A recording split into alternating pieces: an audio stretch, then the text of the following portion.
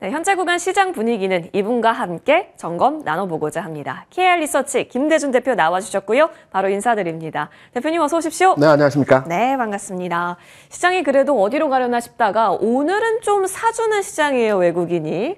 오늘은 좀 사준다라기보다는 네. 시장의 방향성은 어느 정도 잡혔다라고 해석을 하는 게 좀 더 지금 시장을 판단하는 기준으로서의 유용한 내용이라고 볼 수가 있겠고요.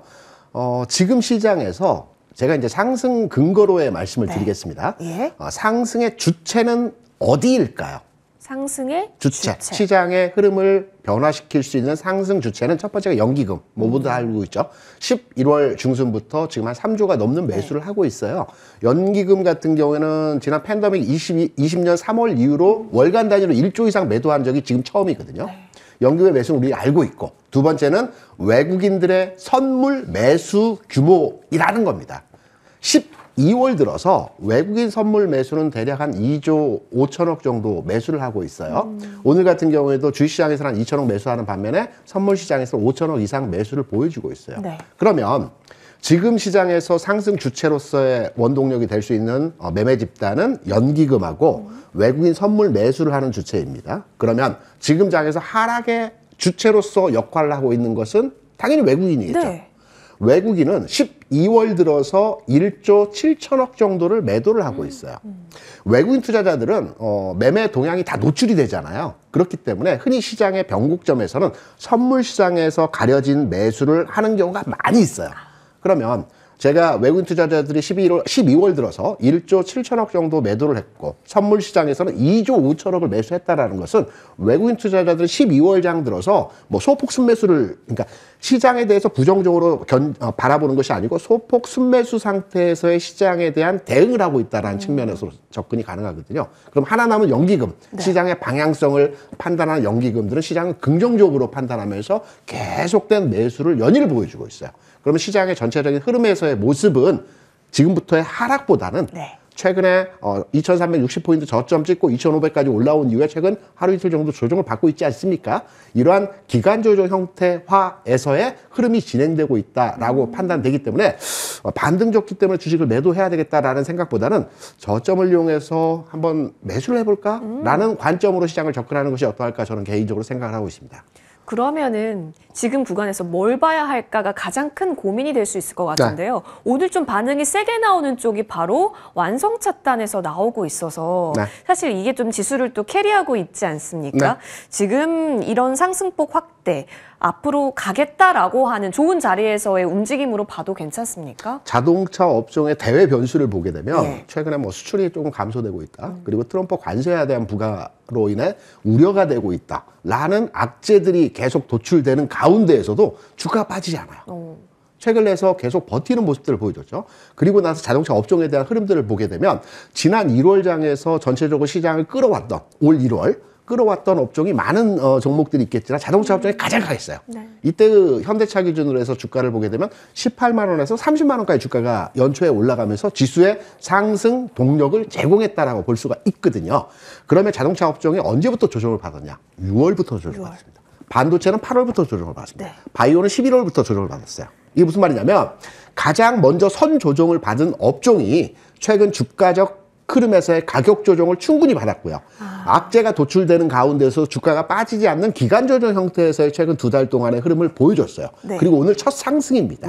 그러면 자동차 업종에 대한 대외 변수는 지금 뭐 여러 가지 악재성 재료들이 노출되고 있는 상황 하에서 주가가 상승하고 있어요. 그러면 이건 진짜 상승이라는 거죠. 그러면 제가 판단할 때 시장에서의 이번 흐름이 전환되고 상승으로 변화될 때의 주도주는 물론 반도체가 일선에 서겠죠. 그리고 나서 다음 섹터로의 흐름을 대형주들에서 찾아본다면 자동차 업종이 될 가능성이 굉장히 크다라고 우리가 해석할 수 있을 겁니다. 개연성 충분하네요. 왜냐하면 6월부터 밀렸는데 오늘의 반등이 나왔다라는 것은 이제 다음 섹터로서의 깃발을 들 수 있는 부분이다라는 점에서요. 그렇다면 오늘 이 뉴스는 어떻게 소화하고 계신지 한번 들어보고자 하는데 미쓰비시, 닛산, 혼다 합쳐서 3위 현대차 그룹 밀어내겠다라는 포부를 밝혀서 닛산이 일본에서 막 급등을 하는데 우리가 이게 호재인지 악재인지 싶었는데 우리 시장에서는 그러든지 말든지 지금 또 올라가는 거잖아요. 네. 사이즈를 어떻게 보고 계세요? 첫 번째로 최근에 대한항공 아시아나 합병을 했죠. 아, 네네. 관련주들 주가 물론 빠지진 않았어요. 예. 그런데 고만고만하죠. 자동차 업계 이제 글로벌 순위를 보게 되면 폭스바겐 1위.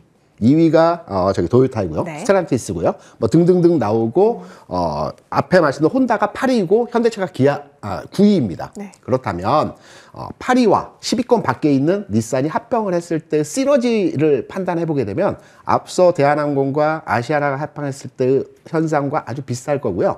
닛산 같은 경우는 상용차 시장에서 강세를 보이는 기업입니다. 그렇다 보니까 상용차. 한국 시장에 대한 현대차에 대한 영향력을 줄 것이다. 물론 이제 합병 이후에 몸집은 3위 정도 수준이 된다라고 네네. 해요. 그런데 몸집만 커질 뿐이지 현대차에 대한 영향도는 그리 크지 않을 것이다라고. 왜냐하면 현대차, 기아차가 밀고 있는 차량 주종과 네. 닛산의 차량 주종이 좀 다릅니다. 색깔이. 그래서 영향도는 크지 않을 것이라고 판단되기 때문에 이 합병에 대한 내용이 악재로서의 시장 영향력을 주기는 좀 어렵다라고 생각을 하고 있습니다.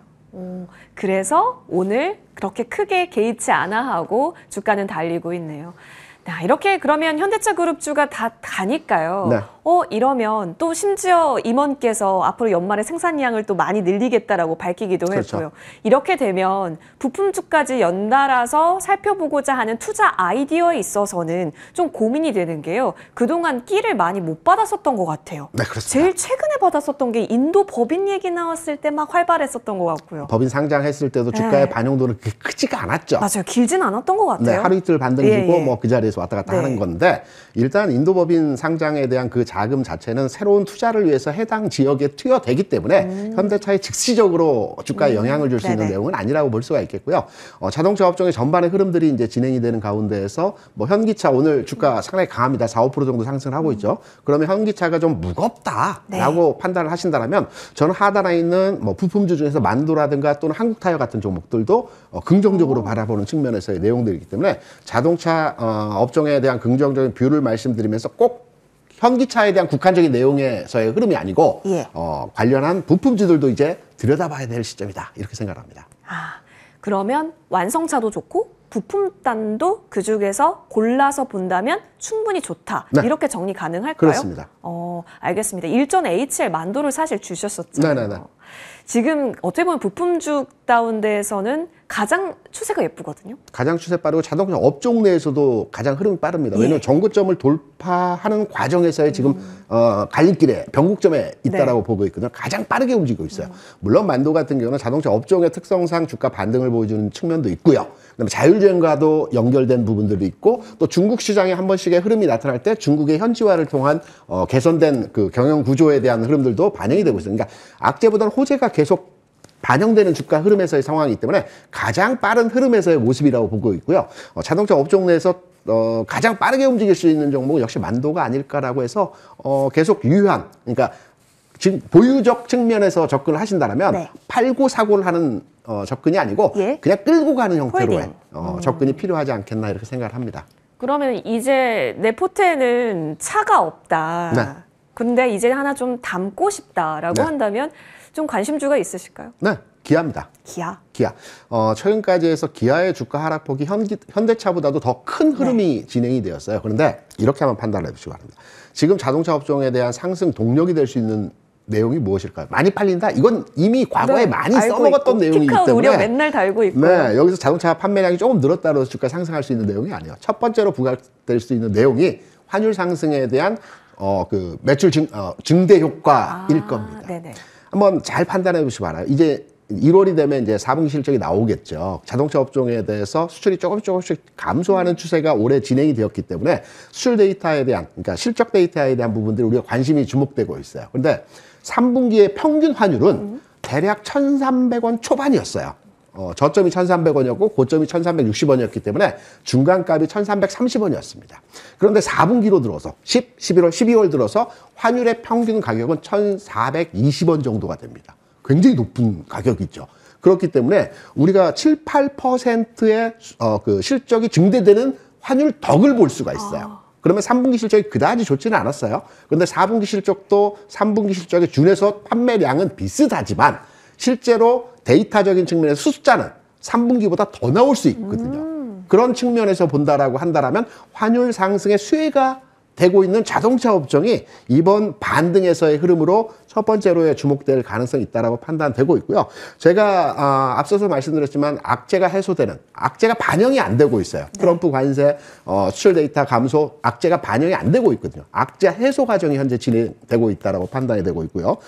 전체적으로 최근에 이제 주가 하락이 되었기 때문에 현기차 하면 뭐가 생각나요? 배당 많이 하겠다고 이전에 계속 발표를 했죠. 주주환원. 네, 뭐 현대차가 10,000원, 기아차가 5,000원 정도 한다라고 해요. 그러면 주가가 이미 많이 빠져 있는 상태에서 배당 메리트가 또 연말이기 때문에 발생할 수 있어요. 이런 맥락점에서 본다면 기아 같은 경우에 현재 주가가 오늘 장에서 조금 올라왔지만 10만 원 위로 반짝 들어 올리는 현상에서의 모습을 보여주고 있지만 배당 메리트도 발생할 수 있기 때문에 이러한 전체적인 흐름 내에서의 상황을 살펴보게 된다면 긍정적으로 바라볼 수 있는 내용에서의 자동차 업종이 될 가능성이 높다라고 보고 있어요. 그럼 여기서 어느 정도 선에서 우리가 들어가야 될까? 예. 10만 원이 넘어서. 일단 초기의 바닥에서 주가 하락하고요. 옆으로 횡보를 긴 기간 거친 이후에 반등 줄 때 있습니다. 이때 쫓아가야 되느냐 아니면 조금만 기다려볼까라고 했을 때는 지금 현재 10만 2천 원, 10만 1,500원 네. 여기서 왔다 갔다 오늘 장 하고 있어요.